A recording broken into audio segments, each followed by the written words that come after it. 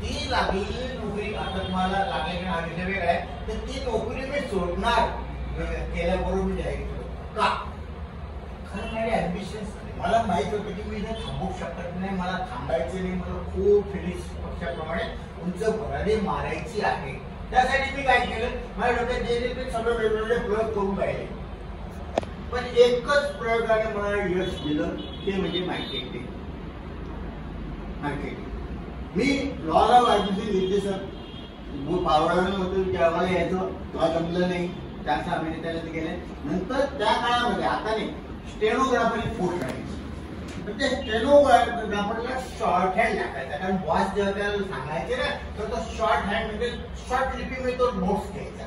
त्यासाठी काय लागायचं, इंग्लिश पकडायचा. तुम्हाला माहिती आपल्या महाराष्ट्र लोकांचं सगळं चांगलं सगळं इंग्लिशची बॉम्ब असते, तो पण प्रयत्न करून पाहिला, तो पण जमला नाही. मग LICचे डेव्हलपमेंट ऑफिसर गावात त्यांच्याकडे मी डायरेक्ट केलो. त्या काळात लोक डेव्हलपमेंट ऑफिसर मागे लागतात, एजन्सी घे, पण मी स्वतंत्र गेलो आणि मग तो रस्ता मला भेटला. आणि बरोबर 10 वर्षाच्या आत, मला ते 2-3 वर्ष प्लॅन होतं, मग 10 वर्ष लागली. 10 वर्षाच्या आत मी बँकेची नोकरी सोडली आणि LIC नव्हे. हे माझी पहिली स्टोरी. दुसरी स्टोरी अशी की माझा मुलगा, मीच कॉमर्स असल्यामुळे माझा मुलगा कॉमर्स होता, तो BA झालेला होता, तर त्याला सुद्धा मी असं घडवलं की या क्षणाला तो क्लास 1 ऑफिसर LIC. त्याच्यासाठी सुद्धा मी 8-10 वर्ष त्याच्यामध्ये मेहनत घेतली. मित्र, हे काय होतं, क्रीम आहे ते वर येणार, पण क्रीम कोणतं असतं? 1 लिटर दुधामध्ये क्रीम किती निघतं? 50 ग्रॅम जास्तीत जास्त. बाकीचं क्रीम होतं का? नाही. मग आपल्याला वर यायचं. वर कसं येणार, तर काही गोष्टी तुमच्या मध्ये तुम्ही दिल्या. पहिली गोष्ट म्हणजे प्रॉम्प्टनेस प्रचंड पाहिजे तुमच्यामध्ये. दुसरी गोष्ट तुमच्यामध्ये पॉझिटिव्ह ऍटिट्यूड पाहिजे. पॉझिटिव्ह ऍटिट्यूड पाहिजे याचा अर्थ काय, निगेटिव्ह ऍटिट्यूड थोडंसं नको. हे बघा, तुम्हाला सांगतो, पॉझिटिव्ह ऍटिट्यूड पाहिजे हे सगळं तुम्हाला सांगेल, पण निगेटिव्ह ऍटिट्यूड नको. पण मी याच्यावर बोलतो का, निगेटिव्हचा प्रभाव किती असतो, प्रचंड प्रभाव असतो निगेटिव्हचा, प्रचंड प्रभाव असतो. तर छोटंसं उदाहरण तुम्हाला सांगतो. एका बेट भेटेल तुम्हाला, एका बेटावरती 3 लोक अडकतात.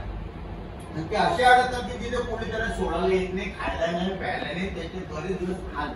पण काय होतं की त्या 3-4-6 महिन्यामध्ये ते तिघच असतात, त्यामुळे त्यांची एक मैत्री होते.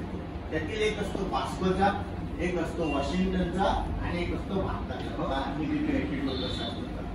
तर हे लोक विचारतात आपण काय करतो, मग आपण एक काम करू, कोणतं सांगतो की 1 दिवसाची आपण प्रार्थना करू आणि तिला प्रसन्न करू. काय हरकत नाही. म्हणजे 1 दिवसाची प्रार्थना करायला 1 दिवसात त्यांना प्रसन्न की म्हणजे मी तुम्हाला एकच वर केली, तुमच्या एक इच्छा पूर्ण होते. ते त्यांना आम्हाला एकच इच्छा पाहिजे. पहिल्याला विचारते तू सांग, तो म्हणतो वॉशिंग्टनचा, तो म्हणतो तुम्ही अमेरिकेतला, म्हणून वॉशिंग्टनला पोहोचून द्या. ते देवीला एका मिनिटात वॉशिंग्टनला पोहोचून द्या.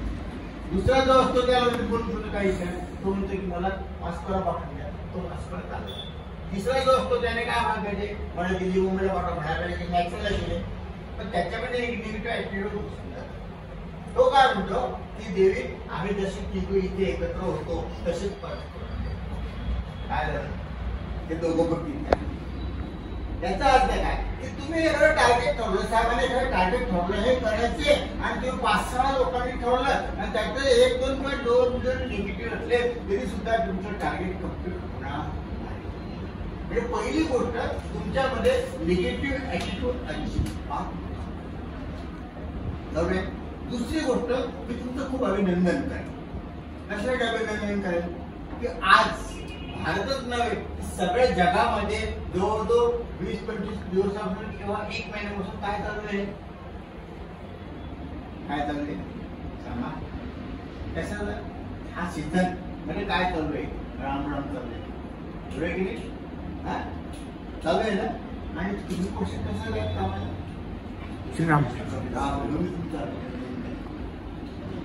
अरे श्रीरामचं नाव तुम्हीच नाही घेत, सगळे जग घेऊन राहिले. अशा त्या श्रीरामाच्या नावाच्या संस्थेमध्ये काम करत आहात.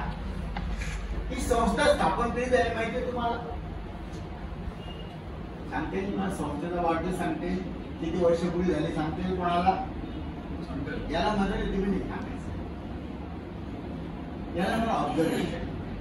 मी काल पहिल्यांदा तुमच्याकडे बघतो मला, पण साहेबांकडे बसल्याबरोबर मी आजूवर नजर टाकली आणि मला एका ठिकाणी दिसून गेलं. काय लिहिलंय त्याच्यावरती? थोडंसं चिन्ह आहे. काय लिहिलं त्याच्यावर?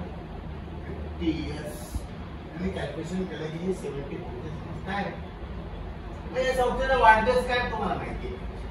लक्षात ठेवा मिळतो.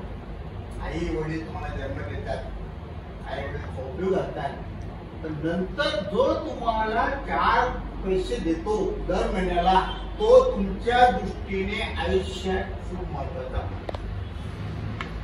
मी बँकेत लागलो त्याच्या आधी छोट्या छोट्या नोकरी केल्या, पण अजूनही त्या लोकांना मी विसरलो नाही. मी LIC त्यानंतर डेव्हलपमेंट ऑफिसर एक प्रतिष्ठित म्हणून मला पद मिळालं. तरी सुद्धा बँकेच्या आधी मी नागपूरला एका प्रायव्हेट कंपनीमध्ये काम केलं होतं. त्या कंपनीला पत्ता शोधून मी 20-25 वर्षांची तिथे गेलो आणि त्यांना सांगितले मी तुमच्याकडे काम टाकलं का. तेव्हा नाव सांगितलं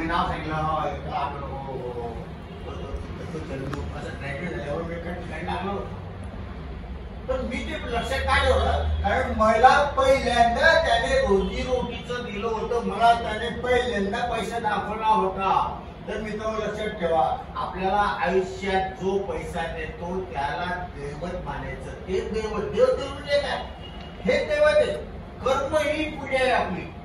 तर तुम्ही जर श्रीराममध्ये काम करतात तर तुम्हाला श्रीराम केव्हा स्थापन झालं, श्रीरामचा वाढदिवस केव्हा आहे हे माहिती पाहिजे, श्रीरामला किती वर्ष झाले हे तुम्हाला माहिती पाहिजे. बरोबर आहे.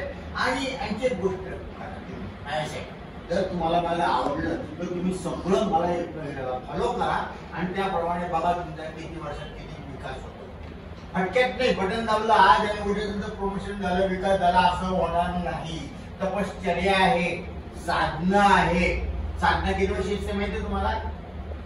12 वर्षाची साधना असते आणि तुम्ही जर खूप वेळ आहे तुम्हाला साधना करायला काहीच हरकत नाही. पण या साधनेचं जे फळ आहे ते जरी 12 वर्षांनी मिळत असलं तरी सुद्धा तुमच्यामध्ये बदल